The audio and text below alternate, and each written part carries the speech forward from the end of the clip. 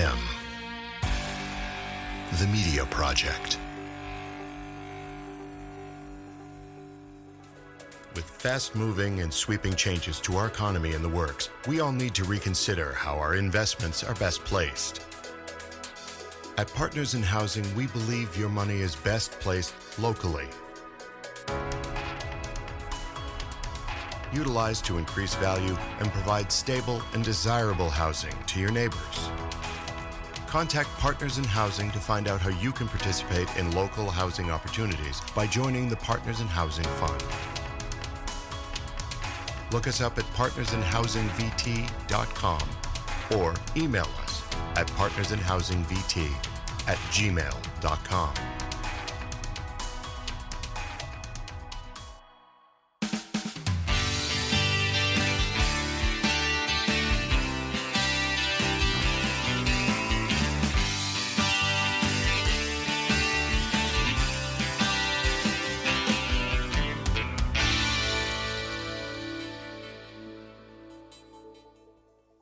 Well, it's a pleasant afternoon, a Friday no less, and I'm here with my good buddy, Ed Bove. Today's discussion, zoning. We are currently in the midst of a zoning update in our neck of the woods, in our locality. So this is for listeners that are local to Rutland, Vermont, this is a particularly prescient episode. And if you're not from Rutland, Vermont, have no fear. This will be interesting to you because we know that this process is replicating itself all over the country all the time. And so people are always looking for what's happening in other communities to learn both how they can advocate for positive changes for their town and also, what the substance of those need to be and why they can work for you. So first off, Ed, it's nice to see you. Congratulations, because the last time you were on the show a year or two ago, you were not planning director. You were working over at the Redevelopment Authority. So let me just ask to start, how is your first, has it been about a year now? Yeah, it's been it'll be a year in November. How's that going for you? It's great. Thanks for having me again. Last time I know we spoke, we had a interesting conversation on lots of development stuff and housing. And I know this will kind of feed into that conversation or add to it as well, but it's going great. My background is more in land use planning than in economic development, although they are very much similar things. So, being here in the planning and zoning office for the city is, it's amazing. It's great. It's what I love doing. Being able to do that in my hometown is super exciting. So what we've, been working on are some of the critical planning documents for the city, which I'm sure we're going to talk about, like the land development regulations, which include zoning, subdivision, and special flood hazard areas, and the municipal plan, which is like the next kind of big project once the zoning or the land development regs go through. So thanks. It's been great. I'm loving it. And we should, because we have people at different levels of acuity on this subject matter, we're gonna be basic at the same time that we try to get into the weeds on some key points of it, right? So zoning, and Rutland's not unique to a lot of other, thousands of municipalities, right? There's an interval at which this is looked at again and again and again, right? I think it's every 5 years, correct? In Vermont, there is no expiration on zoning. It's the municipal plan that's on an 8-year cycle. So zoning is, whenever the municipality feels it needs to be updated or there's, the public wants something that may not be there. So this is, in Rutland City, the process has been going on for a while. The update's been worked on for years. It really hasn't gone anywhere. So we're hopefully now going to get it over the finish line. So that's great. So not on a regular set interval, but it happened. And this is a key time, like you said, because it's coupled with the next step will be the municipal plan. Explain for our listeners why it's important to get zoning in a different place or to get zoning right, before looking at a 20 or a 30 or X number of year municipal plan. We're kind of doing it backwards here. We're supposed to do the municipal plan first and then the zoning. Oh, this keeps getting more and more interesting. Okay. Yeah, but that was just a weird circumstance where that happened because I think we assumed the zoning would have been done a long time ago. So in the perfect world, you would do the municipal plan and the future land use chapter maps and then build the zoning off of that. We have a municipal plan that is in effect. Unfortunately, it's outdated. It hasn't been updated in like a couple decades. But because zoning was in the works, because there was, the legislature passed Act 181 last year, in another act before that, the year before, there were lots of things in the zoning that needed to be corrected right away because the zoning was not compliant with state statute, especially around housing, housing density, permitted uses for a certain number of units. Our zoning wasn't in conformance with that. Also, some of the special flood hazard regs stuff, like those weren't up to date, meaning it could jeopardize the city's NFIP, meaning one of the things we're adding is river corridors. And we'll talk about this probably later, the Act 250 exemption for the city. We have to have that done in order to even apply for that, which we'll talk about. So there were all these things that needed to happen with the zoning that is making it, it needs to happen now. So I can understand the idea of municipal plan first in that, it has a broader, it's not just about land use, but it's about the broader economic strategy, the city, and then you kind of craft your zoning around that. So with that said, and with the challenges of order and whatever notwithstanding, we're in the midst right now of those zoning changes. Overall, before we get to the specific zoning changes, what is now in your leadership role, what's your vision, right? Where are we trying to go? And I don't mean the specific changes yet. I'm talking about what does our physical environment, what does our landscape in your eyes, your mind look like in the future as a result of these updates? Well, my hope is that it looks like whatever the market wants it to look like, with some protections in place to keep Rutland the way we like it. And those things can coexist. What we've seen in a lot of other codes, and luckily Rutland didn't get too far down this path, was, in the early 70s, some suburban model code was shipped out to all these municipalities, really banking industry, you name it, why that happened. But it was a suburban type of feeling that lots of codes kind of mimicked. Yeah. So bigger setbacks, bigger setbacks is reflective of a suburban environment. Correct. By the way, Rutland's only a handful of places that this could have really fully been realized in Vermont. And I mean that because we're a mountainous state. There isn't a lot of flat land. Yeah. How do you build sprawl where there's mountains? And yet, nonetheless, we did. And, all it really served to do was make a lot of our existing development non-conforming. And, I always joke to people, I was like, how thick do you think Rutland City's zoning code was when they built our beautiful downtown, right? There was no zoning code. Right. Because you wouldn't be able to build the thing that everyone loves more than anything else, under a suburban type code.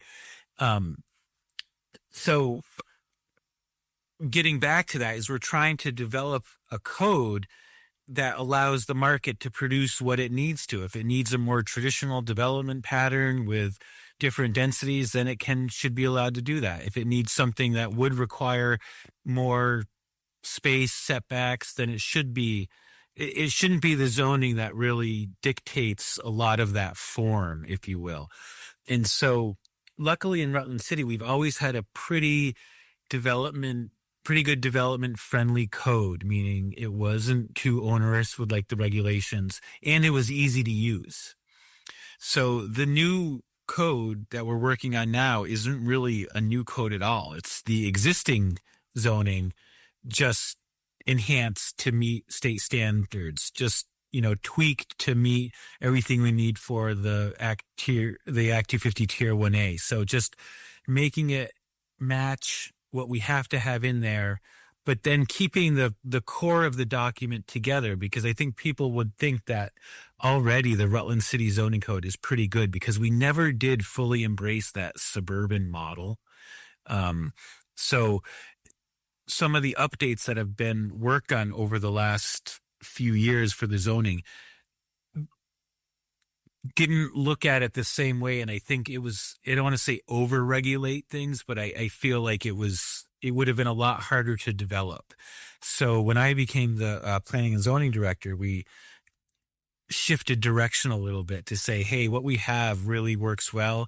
We know we need to update it to meet the code, to meet the state statute. But we want to keep the basic premise of it's easy to develop in Rutland. You will still have your protections and, a lot of different uses are good, and they create, a thriving place. But at the same time, it's, if we're looking at this from a city perspective and like tax revenue per acre, you want to be able, right? Yeah. Density is what is making an acreage produce versus not produce. Right. In a lot of suburban codes, single use, lots of parking, that doesn't make the city money. It probably costs more in infrastructure to maintain that than what you get back in tax revenue. So we're trying to look at it from that way as well. Well, and from that perspective, people will then say, well, I don't want my city to have more money. But those same people will often lament when their property taxes are going up. So you have to think like the less performance tax revenue wise you get out of every acre in your city or town, right? And this is an important point we need to make to people all the time, in my opinion, is that, the more we're putting the screws to you, the residential homeowner, because there's only two ways a city can make their money.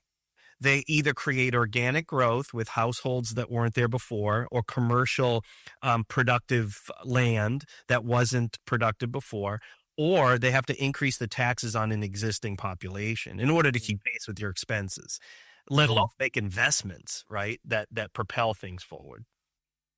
Exactly.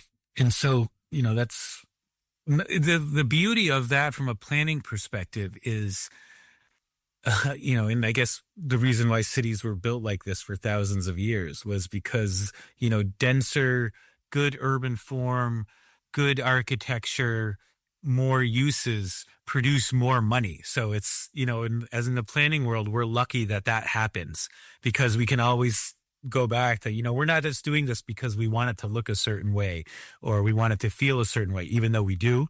It also makes more money through, like you say, the tax revenue per acre, but then also you're creating places where people want to visit. Yeah, right. People visit downtowns and they visit architecturally unique places that are authentic, not fake downtowns in suburbia that never quite feel right and they just feel plasticky. And not only do I have to drive to them, but I have to drive when I get there, as opposed to I'm walking from one place to the next. I'm biking from one place to the next.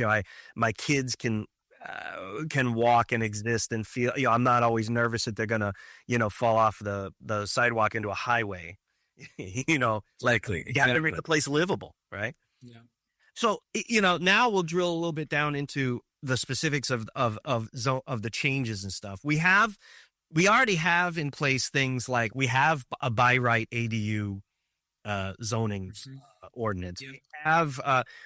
Are we doing enough with that or any other components of the zoning law?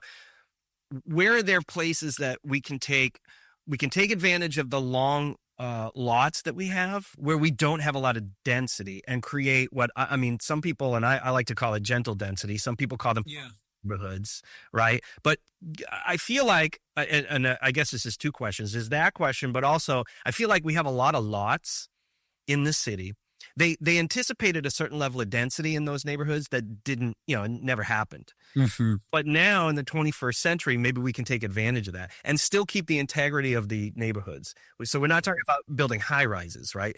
We're talking about building just smaller, more numerous sort of middle market, either single family homes or duplexes or ADUs. And I wonder just what you think about that. Yeah, I mean, that's it. Exactly. It's, gentle density is a great word because it's like an organic growth model, how like cities grow anyway. So in the past where maybe you couldn't have a multi-unit property in more than one building, it all had to be in one structure. Now you can have different buildings on the property. Now anything, and this was a state requirement actually, anything 4 units and under is a by right permit. So no site plan review, no conditional use. It's just an administrative permit, which before was not the case. The setbacks we've reduced again, so you could use more of the property. We got rid of some of the lot area requirements that were, again, another thing that was a barrier to developing more units on the property.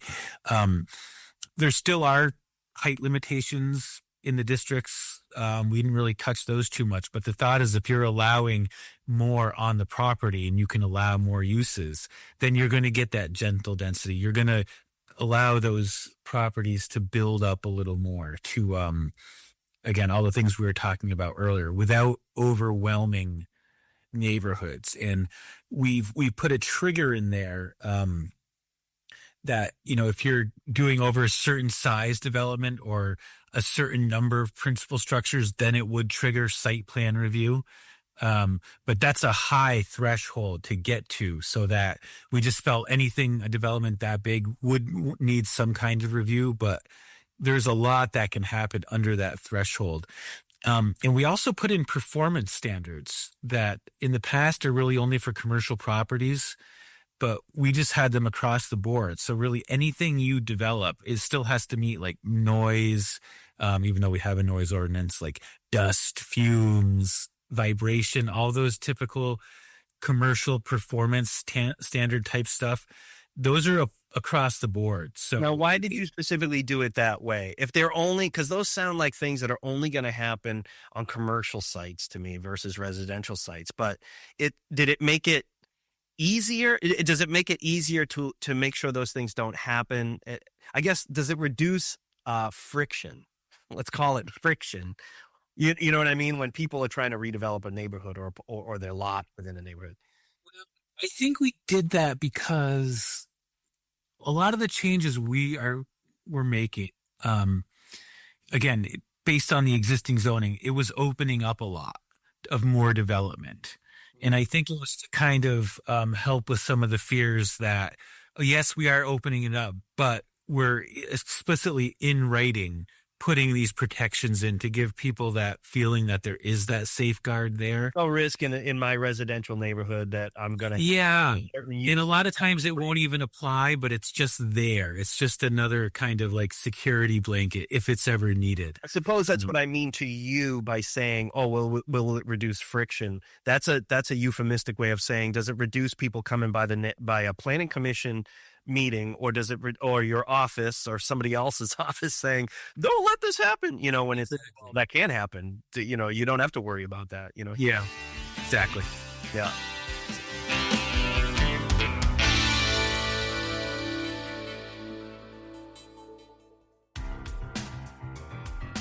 Driven by data. Driven by technology. Driven by community development. Driven by the need to get results for your project. SM Graves Associates. Delivering real estate development to you, including project management and pre-development services with a keen focus on delivering community-oriented projects. We build profitable projects that respond to the needs of your neighborhood. Join the SMG family. Find us at smgravesassociates.com.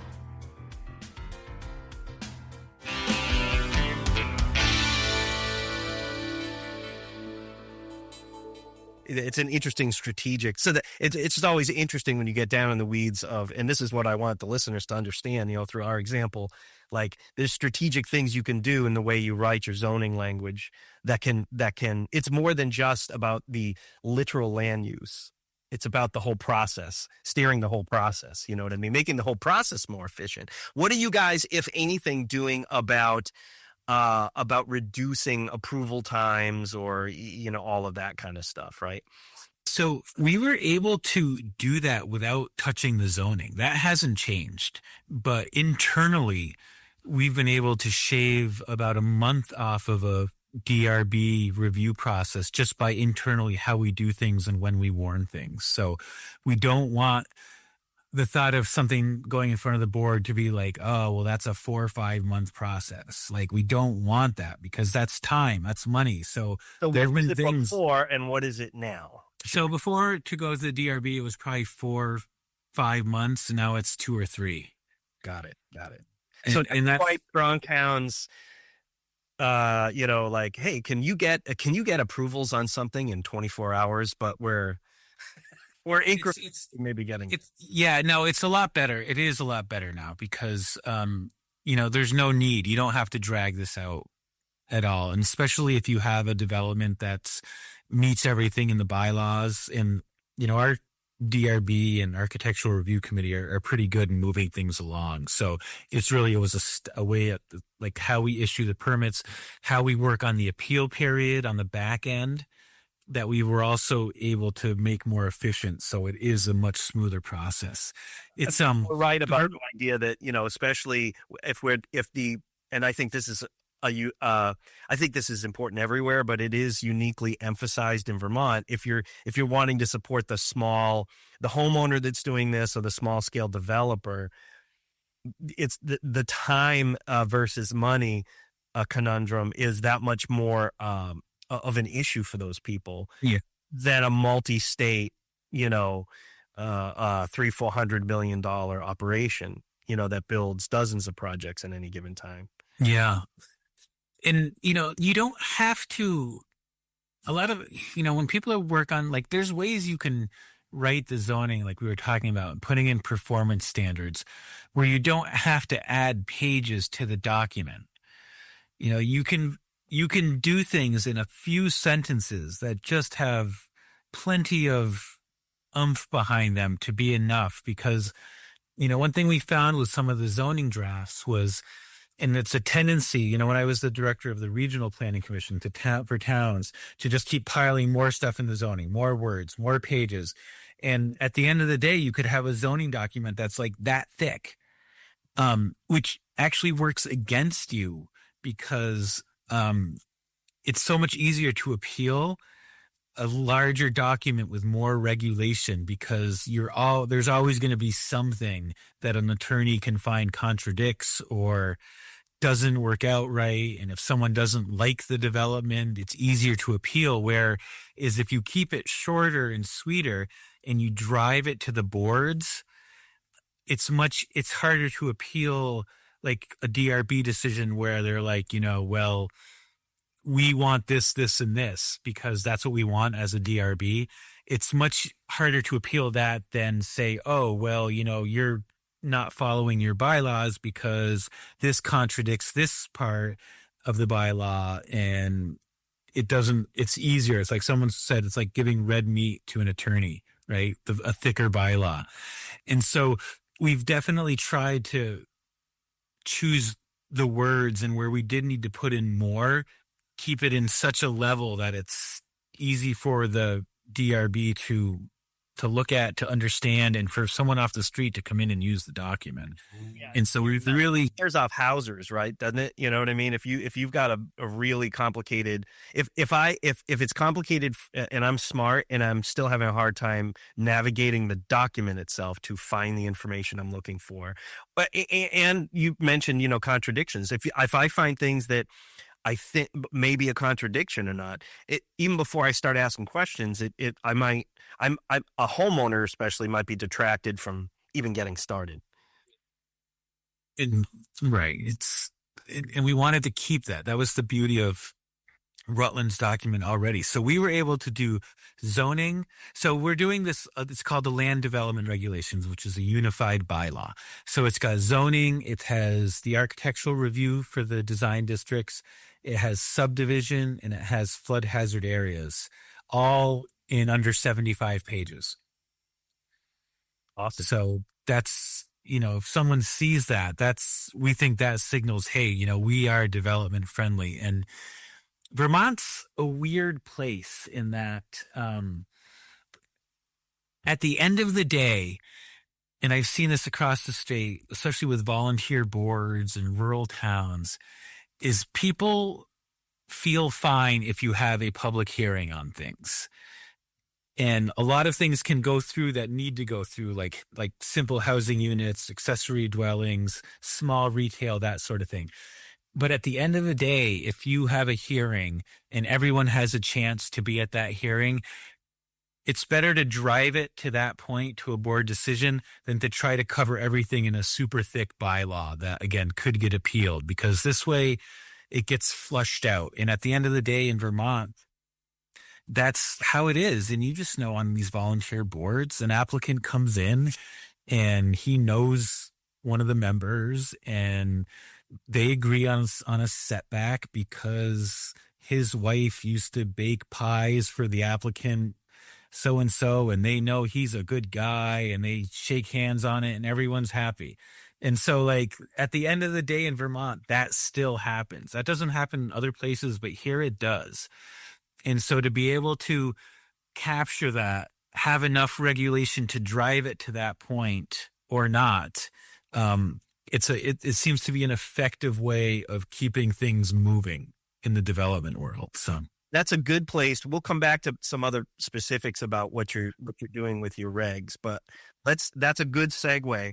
So I want to ask you your thoughts on more housers, more people involved in housing, whether they be landlords or small scale developers, or maybe they're advocates, maybe they own a property management company, but more, as you know, I'm one half of an informal group called Partners in Housing. We're advocating right now, right, to get more housers on the Planning Commission.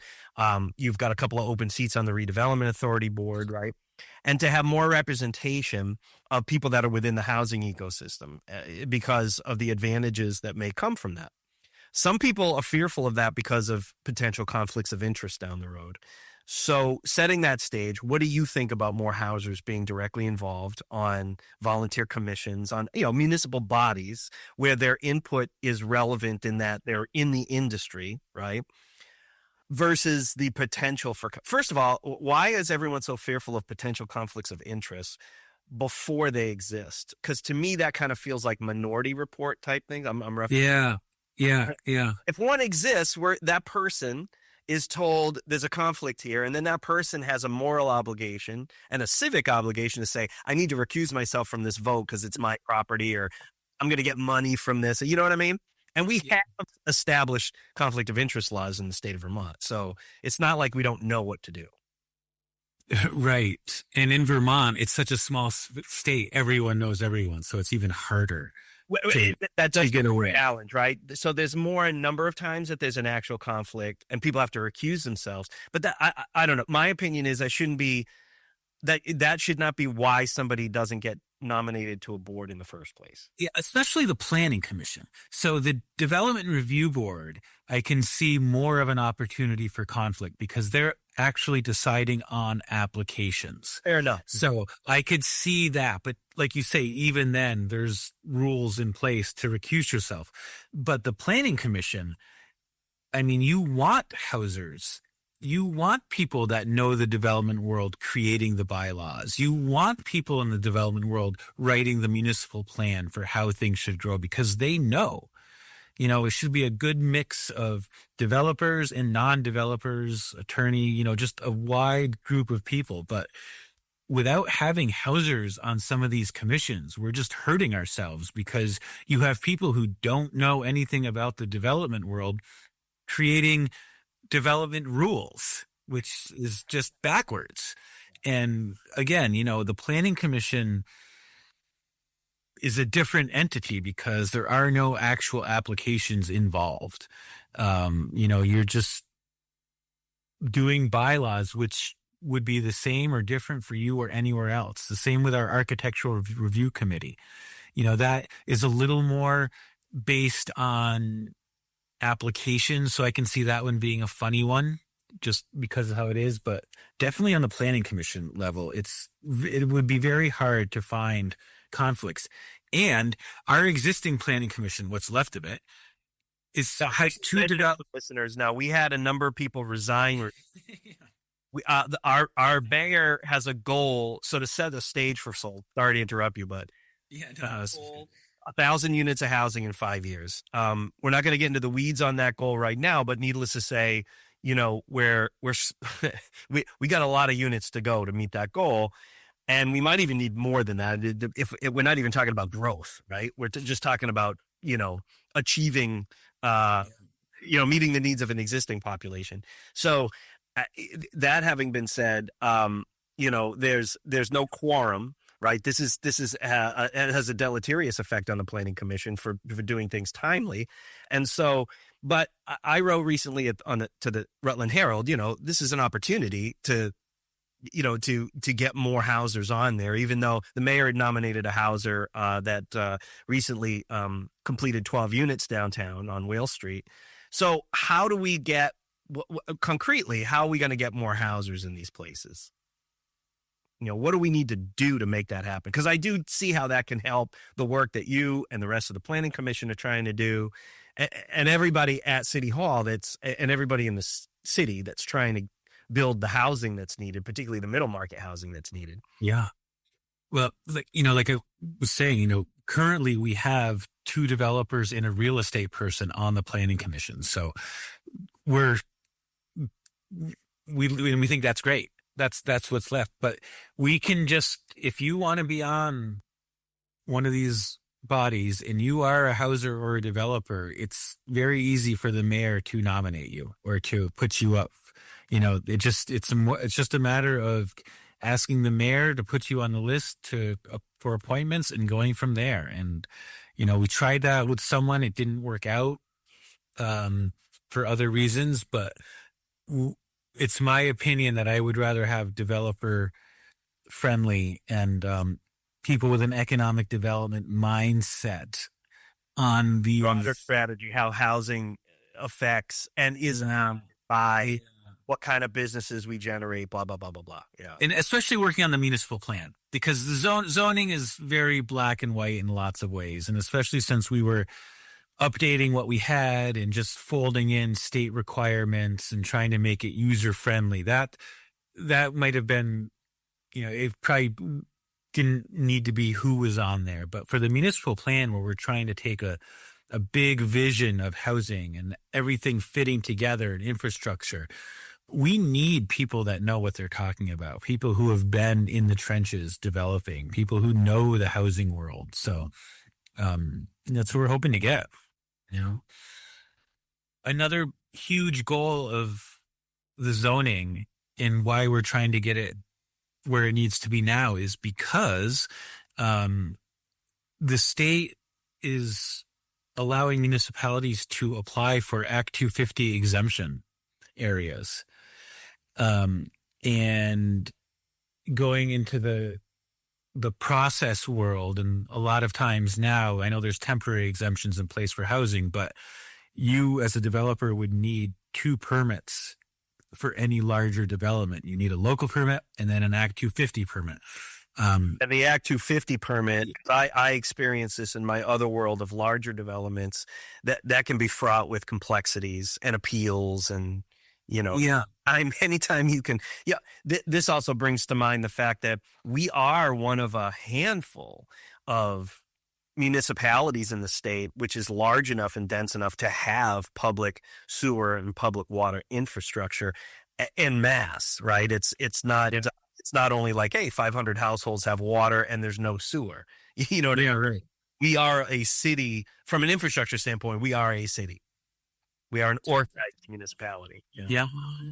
And so And we have a planning and zoning staff that does local permits anyway. Act 250 wasn't really designed to be in city centers. It was designed for more rural lands where we were seeing like haphazard development, and it was a meadow and yeah, exactly, and water quality. But over time, it crept into cities, and so there's a duplicative permitting process, local and state now. And through Act 181 last year, they gave municipalities the option to apply for this exemption area if you had a certain number of things in place, like up-to-date zoning, water and sewer, like you just mentioned, design review, all the things that the city has. And so with that, as soon as the zoning gets adopted, the city is going to be applying for that exemption, which means pretty much anywhere in the city will be exempt from any Act 250 development, not just housing, anything. And that is such a tool for any developer to know that they're not going to have to deal with Act 250. So just having that in place is going to be such a huge opportunity for housing and housing construction and permitting on however many units. If you're just having to do a local permit, which, goes in front of a DRB, which is very development friendly, and no Act 250, then I can imagine the advantage that's going to give Rutland over other places. Right. And we have the infrastructure. We have the infrastructure. That's it. To me, that's one of our biggest, if we have this, folks, that brings to mind, do we have a better, I asked you this a year and a half ago, do we have any better idea between empty lots and just underutilized or completely abandoned properties? What kind of number are we looking at? I heard recently it might be as high as 220. Now, driving around this city and knowing places that my partner and I are always looking at, Stephen Box and I are always looking for opportunities. That number seems pretty high. Yeah. I believe it. But it's not in your face.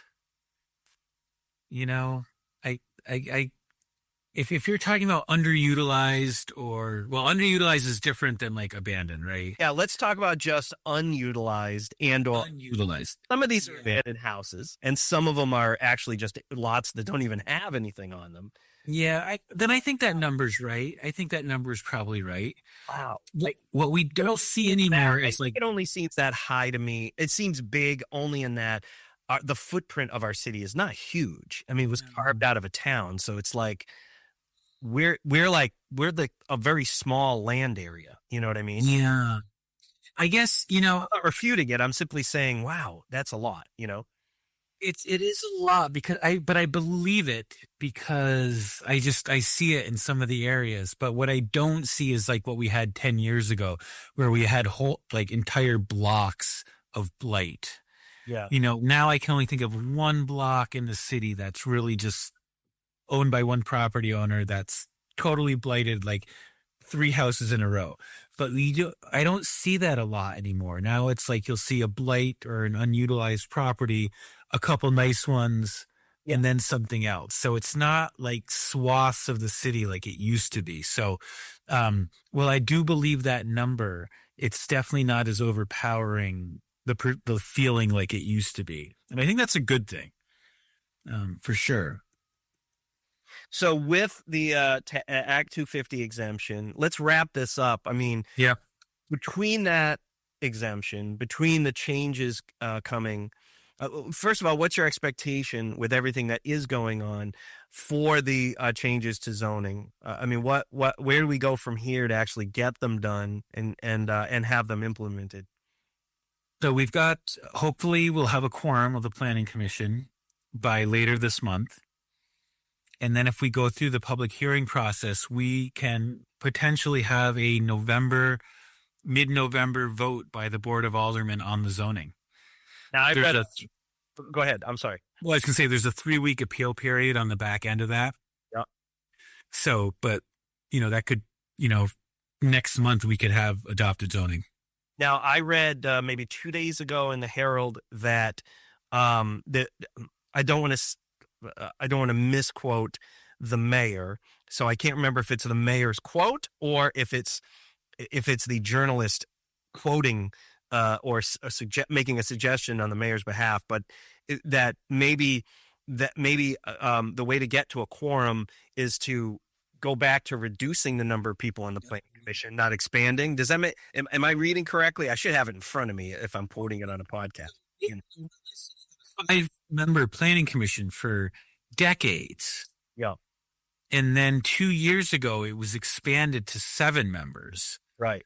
And so now with 3 members, where we would have had a quorum in the past, we don't now. So if you were to reduce that to 5, we would again.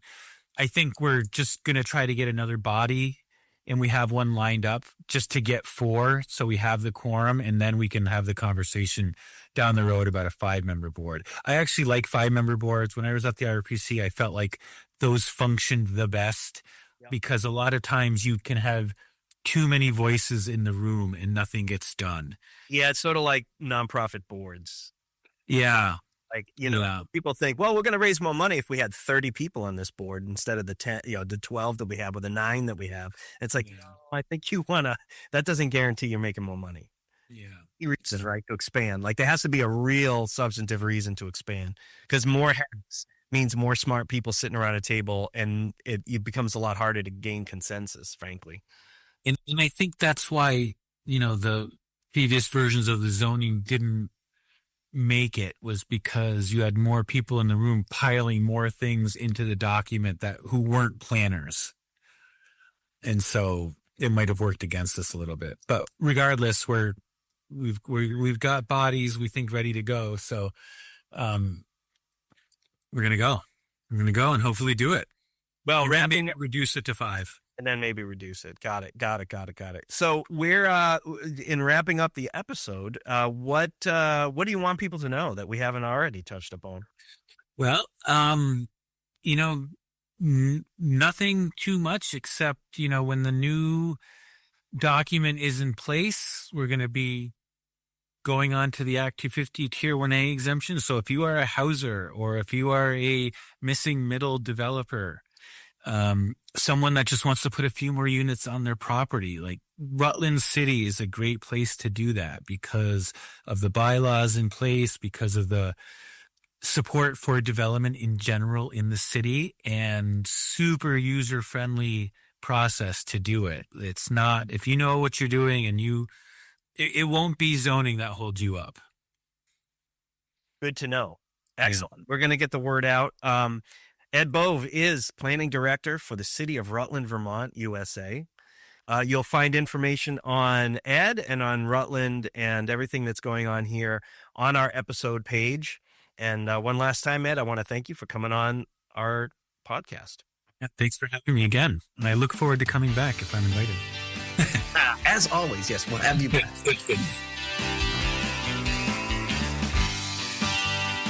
SMG's Are We Here Yet podcast is a production of M the Media Project and SM Graves Associates. Learn more at smgravesassociates.com.